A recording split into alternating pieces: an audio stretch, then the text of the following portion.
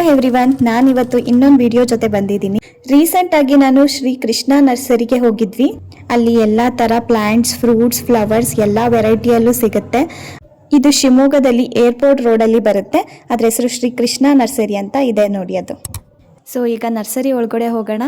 ಇಲ್ಲಿ ತುಂಬ ರೀತಿಯ ವೆರೈಟಿ ಆದಂಥ ಪ್ಲ್ಯಾಂಟ್ಸ್, ಫ್ರೂಟ್ಸ್ ಮತ್ತು ಫ್ಲವರ್ಸ್ ಎಲ್ಲ ಸಿಗುತ್ತೆ. ರೈತರು ಇಲ್ಲಿ ಬೆಳೆ ಬೆಳಿಬೇಕು ಅಂದರೆ ವೆರೈಟಿ ಆಗಿರುವಂಥ ಫ್ರೂಟ್ಸ್ಗಳೆಲ್ಲ ಸಿಗುತ್ತೆ. ನೀವು ಅದನ್ನು ಪರ್ಚೇಸ್ ಮಾಡಿ ಮರಗಳಾಗಿ ಬೆಳೆಸ್ಕೋಬೋದು. ತುಂಬಾ ವೆರೈಟಿ ಆಗಿದೆ. ಒಂದು ಫ್ರೂಟಲ್ಲೇ ತುಂಬ ವೆರೈಟಿನ ನೀವು ನೋಡ್ಬೋದು. ಪೇರ್ಲೆಕಾಯಿ ಮರ ಇದೆ, ಗಿಡಗಳು ಸಿಗುತ್ತೆ, ಅದನ್ನು ನೀವು ಬೆಳೆಸ್ಕೋಬೋದು.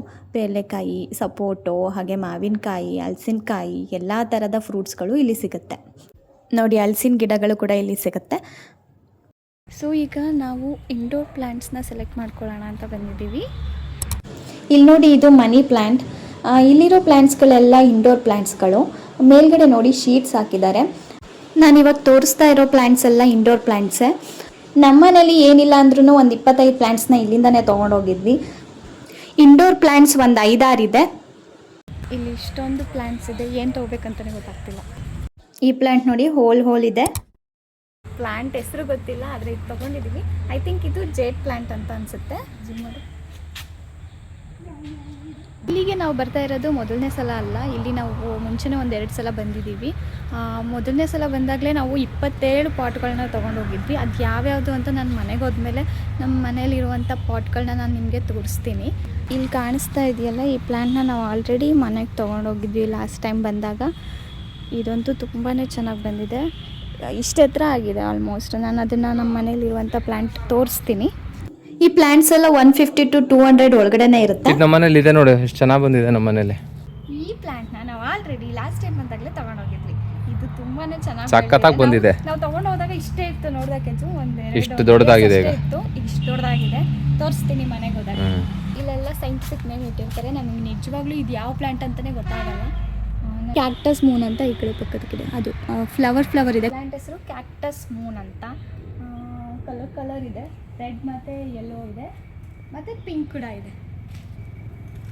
ಇಂಡೋರ್ ಪ್ಲ್ಯಾಂಟ್ಗಳಿಗೆಲ್ಲ ಜಾಸ್ತಿ ನೀರು ಹಾಕೋ ಅವಶ್ಯಕತೆ ಇರೋದಿಲ್ಲ. ಸ್ವಲ್ಪ ಒಂದು ಚಿಕ್ಕ ಲೋಟದಲ್ಲಿ ಹಾಕಿದರೆ ಸಾಕಾಗುತ್ತೆ. ಡೈಲಿನೂ ಹಾಕಬೇಕು ಅಂತಲೂ ಏನೂ ಇಲ್ಲ. ಅದು ಮಣ್ಣಿನ ಹದ ನೋಡಿ ನೀವು ಹಾಕ್ಕೋಬೇಕಾಗುತ್ತೆ. ನಾವು 3 ಇಂಡೋರ್ ಪ್ಲ್ಯಾಂಟ್ಸ್ನ ಆಲ್ರೆಡಿ ತೊಗೊಂಡೋಗಿದ್ವಿ. ನಿಮಗೆ ತೋರಿಸ್ತೀನಿ ಮನೆಗೆ ಹೋದ್ಮೇಲೆ ಎಷ್ಟು ಚೆನ್ನಾಗಿ ಬೆಳೆದಿದೆ ಅಂತ. ನಾವು ತೊಗೊಂಡು ಆಲ್ರೆಡಿ 2 years ಆಯ್ತಲ್ಲ, 2 years ಆಗಿದೆ. ಇಲ್ಲಿ ದಾಸವಾಳಗಳಂತೂ ವೆರೈಟಿ ಆಗಿದೆ. ನಾವು ಇದನ್ನು ಕಣಗ್ಲು ಅಂತ ಕರಿತೀವಿ. ನೋಡಿ ಹೇಗಿದೆ. ಇದೆಲ್ಲ ನಮ್ಮ ಊರಲ್ಲಿ ಬೀದಿಲಿ ಇರ್ತಾ ಇತ್ತು. ಈ ಹೂವನ್ನು ಒಂದ್ರ ಮೇಲೆ ಒಂದು ಸೇರಿಸಿ ಆಟ ಆಡ್ತಿದ್ವಿ ನಾವು. ಇಲ್ಲಿ ನೋಡಿ ಎಷ್ಟು ಬ್ಯೂಟಿಫುಲ್ ಫ್ಲವರ್ಸ್ ಎಲ್ಲ ಇದೆ. ಇದನ್ನ ಮನೆ ಹೊರಗಡೆ ಹಾಕೋಕ್ಕೆ ತುಂಬಾ ಚೆನ್ನಾಗಿ ಕಾಣಿಸುತ್ತೆ. ನೀವು ಯಾರಾದರೂ ಶಿವಮೊಗ್ಗದವರಾಗಿದ್ದರೆ ಇಲ್ಲಿ ಒಂದು ಬಾರಿ ವಿಸಿಟ್ ಮಾಡಿ ನೋಡಿ, ನಿಮಗೇನೆ ಇಷ್ಟ ಆಗುತ್ತೆ. ಬೇರೆ ನಿಲ್ಸಿದ್ದಾರೆ.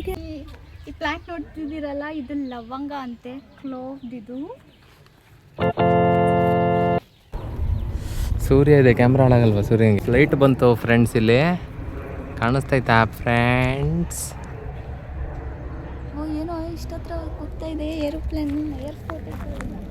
ಇಲ್ಲೇ ಏರ್ಪೋರ್ಟ್ ಪಕ್ಕದಲ್ಲೇ ಇದೆ ಫ್ರೆಂಡ್ಸ್. ಇಲ್ಲೇ ತೊಗೊಂಡಾಗ ಪಾಟ್ ತೊಗೊಂಡು ಇಲ್ಲೇ ಮಣ್ಣು ಹಾಕಿ ಗೊಬ್ಬರ ಹಾಕಿ ಕೊಡ್ತಾರೆ ಫ್ರೆಂಡ್ಸ್. ಈ ಪ್ಲ್ಯಾಂಟ್ನ ನಾವು ಆಲ್ರೆಡಿ ತೊಗೊಂಡು ಹೋಗಿದ್ವಿ. ತುಂಬ ಚೆನ್ನಾಗಿ ಬರುತ್ತೆ, ತುಂಬ ದೊಡ್ಡದಾಗುತ್ತೆ. ಆ ಗೊಂಚಲು ಹೂವು ಬಿಟ್ಟಾಗ ಅಂತೂ ತುಂಬಾ ಚೆನ್ನಾಗಿ ಕಾಣಿಸುತ್ತೆ.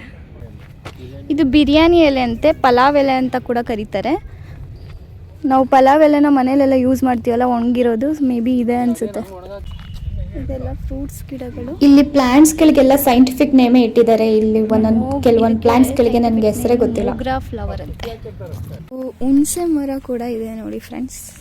ಸಪೋಟೋದಲ್ಲಿ ತುಂಬ ವೆರೈಟಿ ಇದೆ. ಇಲ್ಲಿ ನೋಡಿ, ಕಾಲಪತ್ತಿ ಸಪೋಟೊ, ರೆಡ್ ಸಪೋಟೊ. ಇಲ್ಲಿ ನೋಡಿ ಫ್ರೆಂಡ್ಸ್, ರೆಡ್ ಸಪೋಟೊ ಅಂತೆ. ಒಳಗಡೆ ಇದ್ರದ್ದು ಬ್ರೌನ್ ಇರುತ್ತಲ್ಲ ನಮ್ಮ ಕಡೆ ಎಲ್ಲ ಸಪೋಟೊ, ಬಟ್ ಇದು ರೆಡ್ ಕಲರ್ ಇರುತ್ತೆ. ಬನಾನಾ ಸಪೋಟೊ ಅಂತ.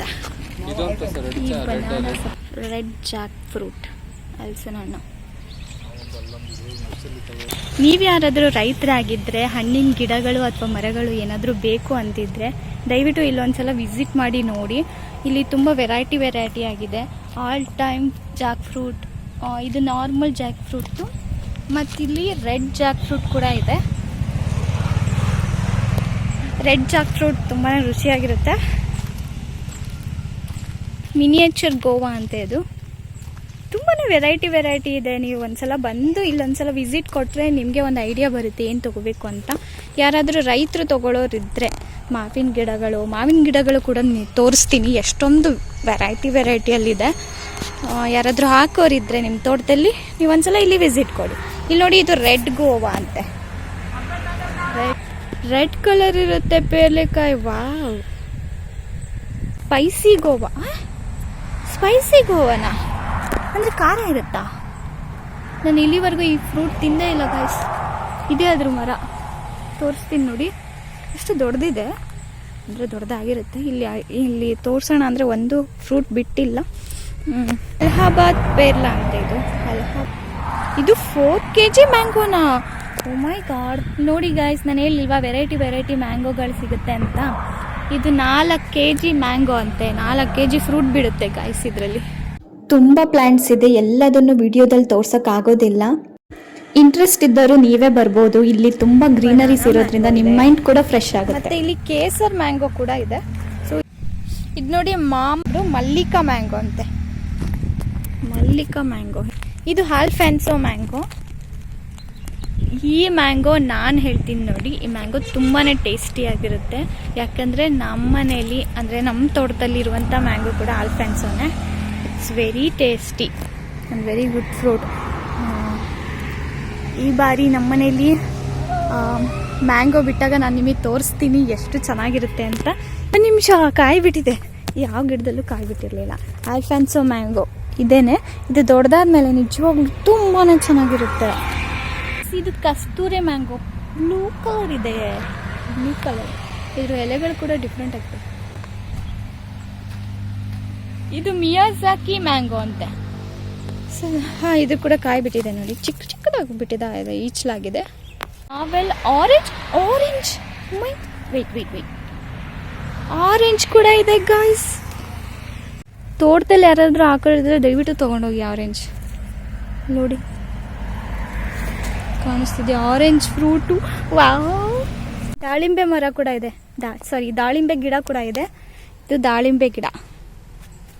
ಇಲ್ಲಿ ಬಂದ್ಬಿಟ್ಟು ಸ್ಟಾರ್ ಫ್ರೂಟ್. ನಾನು ಸ್ಟಾರ್ ಫ್ರೂಟ್ ಕೇಳಿದ್ದೆ, ಒಂದ್ಸಲನೂ ನೋಡಿರಲಿಲ್ಲ. ಇವತ್ತು ನೋಡ್ತಾ ಇದ್ದೀನಿ. ಇದು ಸ್ಟಾರ್ ಫ್ರೂಟ್ ಅಂತೆ. ಮತ್ತೊಂದು ಇಂಟ್ರೆಸ್ಟಿಂಗ್ ವಿಡಿಯೋ ಜೊತೆ ನಾನು ನಿಮ್ಮ ಮುಂದೆ ಇರ್ತೀನಿ. Thank you and subscribe please.